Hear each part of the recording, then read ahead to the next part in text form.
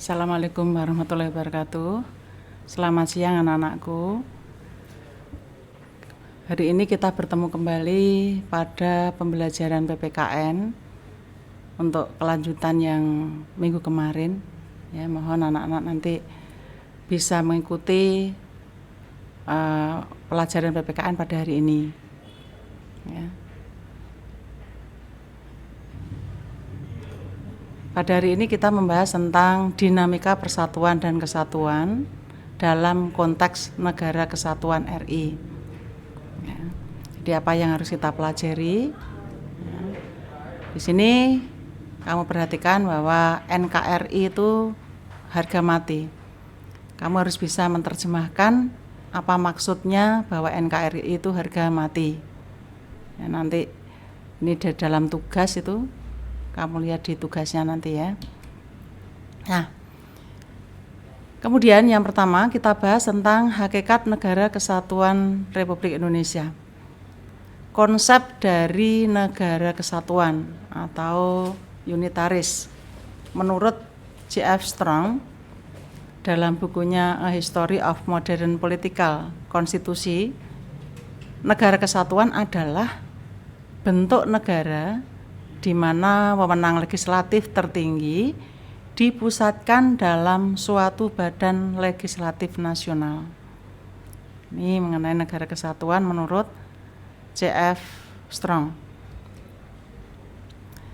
Negara kesatuan sering juga disebut sebagai negara unitaris atau unite, yaitu negara tunggal, merupakan satu negara, yang artinya terdiri hanya satu negara, satu pemerintahan, satu kepala negara, satu badan legislatif yang berlaku bagi seluruh wilayah negara. Ya, ini berbeda dengan negara serikat atau negara federasi. Kalian harus bisa bandingkan antara negara kesatuan dengan negara serikat. Kalau negara serikat itu hanya terdiri dari satu pemerintahan, satu kepala negara, satu badan legislatif yang berlaku bagi seluruh wilayah negara. Kemudian hakikat negara kesatuan yang sesungguhnya adalah kedaulatan tidak terbagi-bagi baik ke dalam, baik keluar maupun ke dalam, dan kekuasaan pemerintah pusat tidak dibatasi.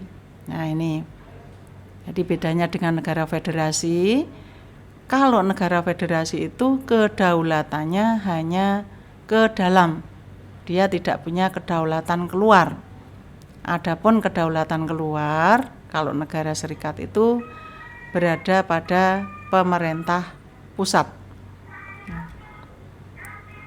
Kemudian karakteristik negara kesatuan RI berdasarkan Undang-Undang Dasar RI tahun 1945 pasal 1 ayat 1 yang merupakan naskah asli mengandung prinsip bahwa negara Indonesia ialah negara kesatuan yang berbentuk republik.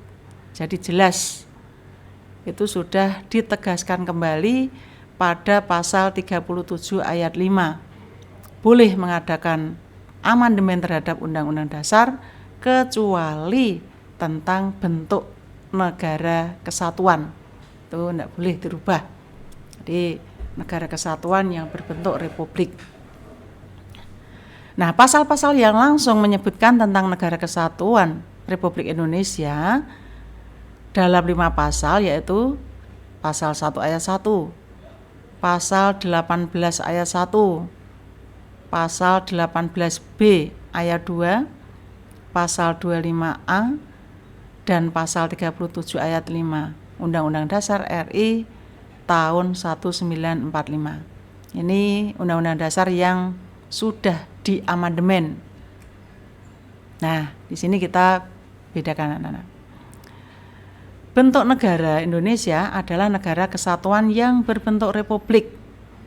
Perlu kamu pahami, bentuk negara kesatuan yang berbentuk republik itu seperti apa? Ini jangan sampai terkecoh kalian. Nah, untuk negara kesatuan, kedaulatan negara bersifat tunggal dan di dalamnya tidak terdapat negara bagian.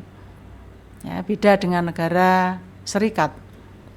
Kalau negara serikat itu di dalam negara ada negara-negara bagian. Ya, contohnya Amerika Serikat, misalnya seperti itu. Negara kesatuan menempatkan pemerintah pusat sebagai otoritas tertinggi. Ya, sementara wilayah-wilayah administratif di bawahnya hanya menjalankan kekuasaan yang dipilih oleh pemerintah pusat untuk didelegasikan. Nah, contoh negara yang memiliki bentuk kesatuan: Indonesia, Spanyol, Brunei Darussalam, itu adalah negara kesatuan. Nah, ini sebagai negara serikat. Ini harus kamu pahami. Negara serikat atau federal atau federasi, ya. Kedaulatan di negara serikat atau federasi berasal dari negara bagian, di mana sebagian kedaulatan tersebut diserahkan kepada negara federal, sehingga pada hakikatnya kedaulatan berada pada negara bagian. Contohnya kemarin ketika Amerika Serikat ada pemilihan presiden itu, tiap-tiap negara bagian punya kedaulatan sendiri untuk mengatur pemerintahannya sendiri. Sehingga untuk di Amerika Serikat kemarin itu ketika pemilihan presiden antara negara bagian satu dengan negara bagian yang lain aturannya tidak sama, anak-anak. Ya, ini salah satu contoh negara federasi seperti itu. Adapun ciri-ciri negara serikat yaitu: 1. Mempunyai lebih dari satu kepala negara. Ya, yang kedua, memiliki lebih dari satu konstitusi. Yang ketiga, memiliki lebih dari satu kabinet. Yang keempat, memiliki lebih dari satu lembaga perwakilan. Karena tiap-tiap negara bagian dia punya pemerintahan sendiri-sendiri. Itu untuk negara serikat atau negara federasi. Nah, berikutnya yang perlu kita bahas tentang bentuk pemerintahan. Bentuk pemerintahan di sini ada otokrasi, ada oligarki, ada monarki, ada republik. Nah, yang otokrasi itu yang bagaimana? Ini bentuk pemerintahan ya. Jadi kamu bedakan antara bentuk negara dengan bentuk pemerintahan. Otokrasi, ini bentuk pemerintahan klasik ya Nana, adalah negara yang diperintah dengan kekuasaan tunggal seperti raja atau diktator yang tidak dapat diganggu gugat. Itu salah tulisannya itu, yang tidak dapat diganggu gugat. Jadi kekuasaannya tunggal, otokrasi. Contohnya dipimpin oleh seorang raja atau diktator. Apa yang menjadi keputusan raja, ini menjadi keputusan dalam menentukan pemerintahan. Yang kedua adalah oligarki. Adalah pemerintahan yang dijalankan oleh beberapa orang yang berkuasa dari golongan atau kelompok tertentu. Jadi untuk menentukan bentuk pemerintahan pada suatu negara itu tergantung pada golongan atau kelompok tertentu. Nih. Yang ketiga adalah monarki. Adalah bentuk pemerintahan yang kekuasaannya dipegang oleh seorang raja atau kaisar. Pada sistem pemerintahan tersebut biasanya akan berlangsung sepanjang hayat sang raja, ratu, sultan. Itu turun-temurun ya. Selanjutnya akan digantikan oleh penerusnya yang berasal dari keluarga kerajaan. Itu kalau monarki.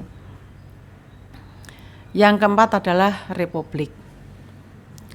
Adalah negara yang dijalankan berdasarkan prinsip kedaulatan rakyat yang dilaksanakan secara demokratis melalui pemilu.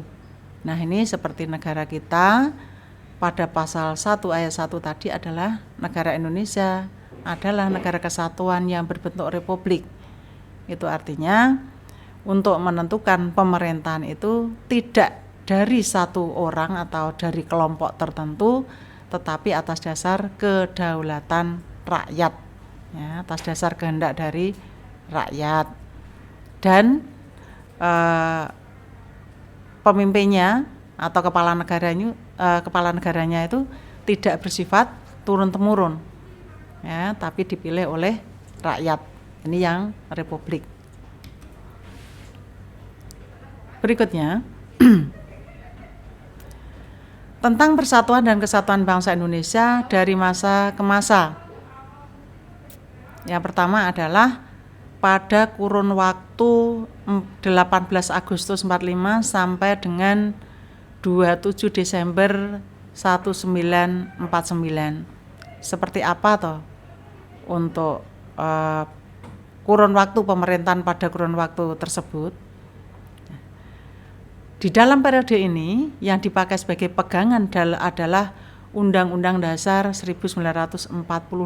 Jadi waktu itu ketika tanggal 18 Agustus 45 Indonesia berdaulat, yang kita gunakan sebagai dasarnya adalah Undang-Undang Dasar 45. Akan tetapi dalam pelaksanaannya belum dapat dijalankan secara murni dan konsekuen. Kenapa begitu? Ternyata dalam perjalanannya Undang-Undang Dasar 45 itu belum dilaksanakan secara murni dan konsekuen karena masih banyak penyimpangan terhadap Undang-Undang Dasar 45. Ya. Terutama nanti kita lihat ini penyimpangannya seperti apa sehingga dinyatakan bahwa Undang-Undang Dasar 45 itu tidak atau belum bisa dilaksanakan secara murni dan konsekuen. Terjadi banyak penyimpangan. Nah, nih kita lihat.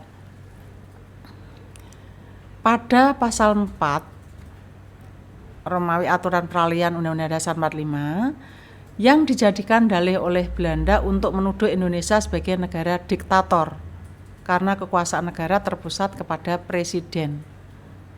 Untuk melawan propaganda Belanda pada dunia internasional, maka pemerintah RI mengeluarkan 3 buah maklumat. Nah, jadi pada saat itu Belanda tidak mau mengakui kedaulatan RI. Karena tidak mau mengakui kedaulatan RI, akhirnya pemerintah mengambil kebijakan yang justru mengadakan penyimpangan terhadap Undang-Undang Dasar 45. Nah, apa bentuk penyimpangannya itu? Lihat di sini anak-anak. 1 contohnya, keluarnya maklumat Wakil Presiden nomor X tanggal 16 Oktober 45 yang menghentikan kekuasaan luar biasa dari Presiden sebelum masa waktunya berakhir. Kemudian maklumat tersebut memberikan kekuasaan MPR dan DPR yang semula dipegang oleh Presiden kepada Komite Nasional Indonesia Pusat. Ini jelas penyimpangan terhadap Undang-Undang Dasar 45. Yang kedua, maklumat ini adalah penyimpangan terhadap ketentuan Undang-Undang Dasar 45, ya.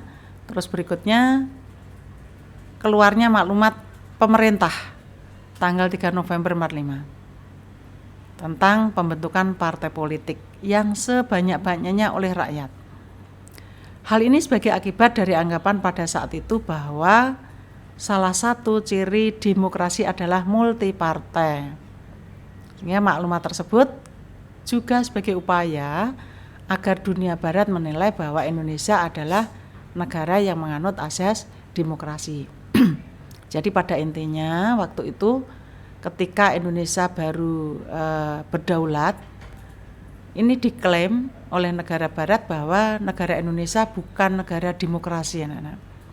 Karena sebuah negara demokrasi itu di dalamnya ada beberapa partai politik.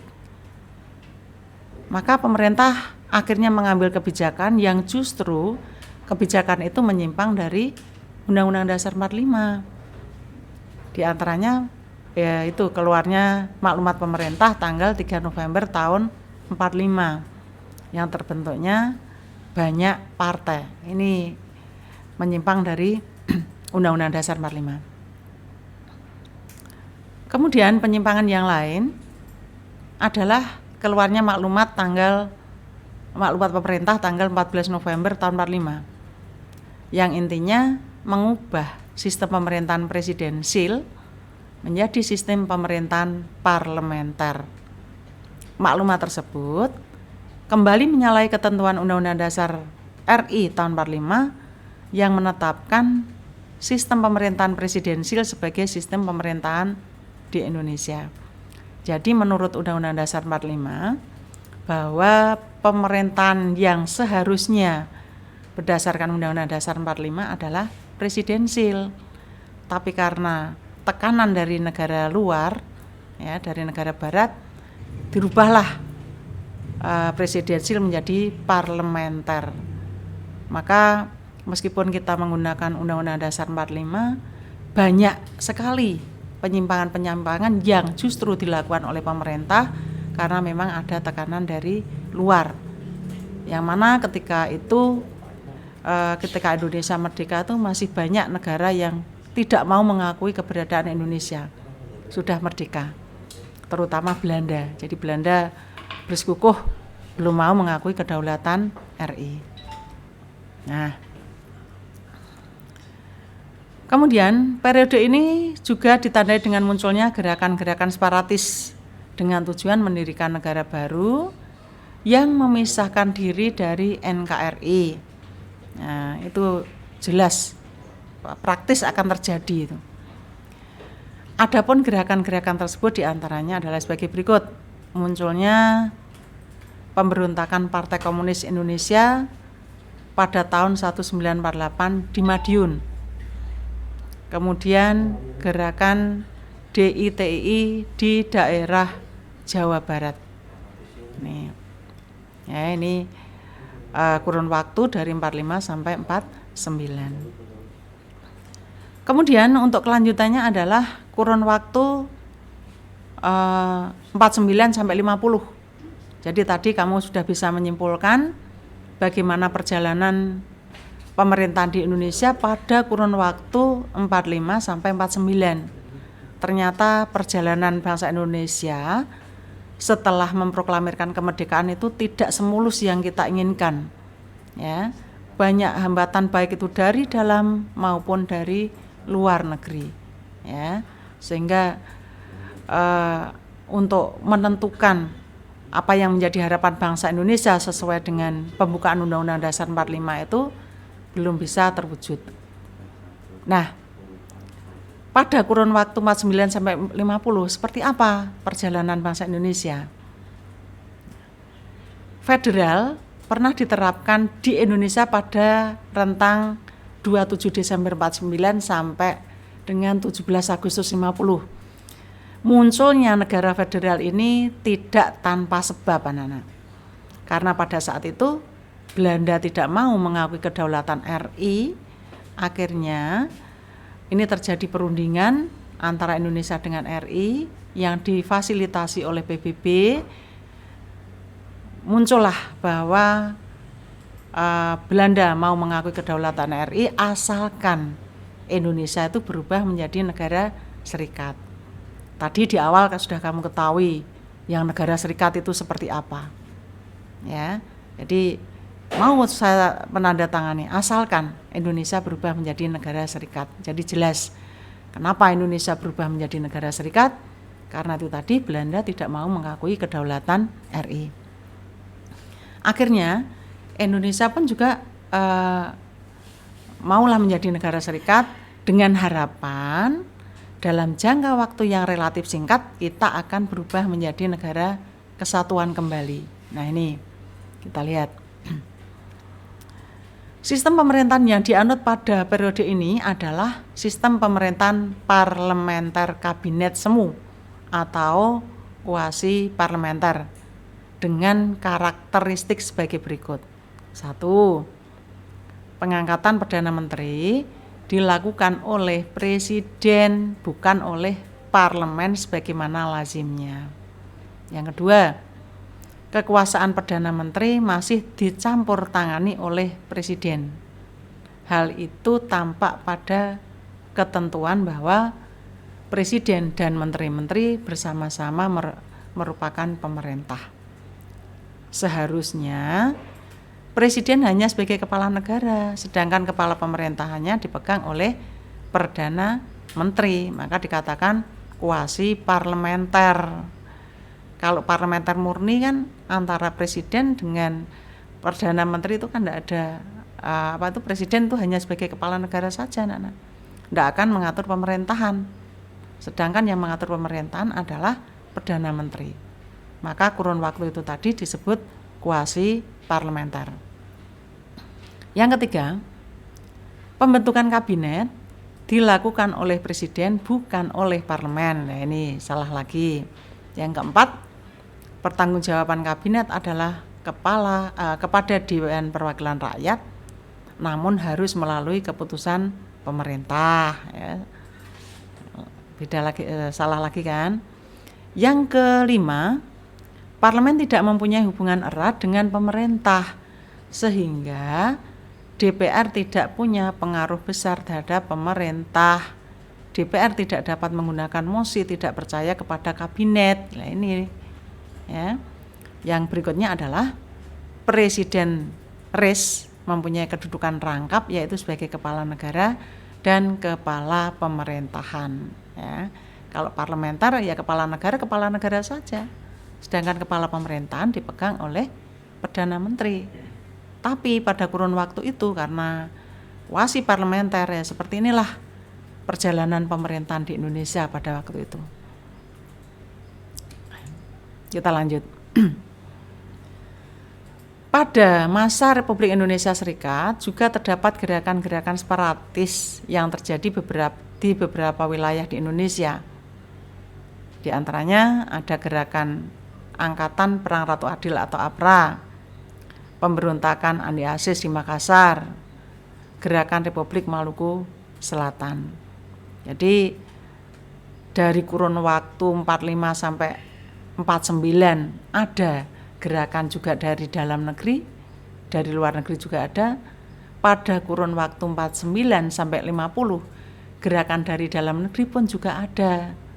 Meskipun pada saat itu Belanda sudah mengakui kedaulatan RI, namun ternyata masih ada gerakan-gerakan separatis di beberapa wilayah di Indonesia. Inilah perjalanan bangsa Indonesia pada kurun waktu tersebut, anak-anak. Nah, untuk kurun waktu 50 sampai berikutnya nanti kita lanjutkan untuk pertemuan selanjutnya. Ya, sementara untuk pertemuan kali ini sampai sini dulu, anak-anak. Yang dipesan Bukis untuk tugas-tugas ini tergantung dari guru kamu masing-masing. Apa yang diberikan tugas oleh guru kamu harus tetap kamu kerjakan. Untuk Bukis nanti ada link yang saya sampaikan lewat grup WA kamu. Harus dikerjakan ya. Untuk tugas kemarin itu masih ada 2% yang belum mengerjakan.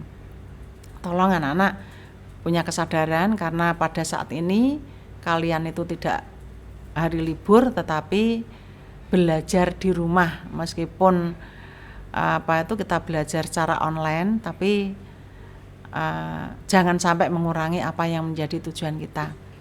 Dan tak lupa kita harus berdoa bersama-sama, mudah-mudahan pandemi COVID ini segera berakhir, kita bisa bertemu kembali tatap muka ya. Jangan lupa protokol daripada kesehatan ini harus kamu patuhi, jangan suka bergerombol. Demikian ya anak-anak untuk pertemuan kali ini. Akhir kata, wassalamualaikum warahmatullahi wabarakatuh.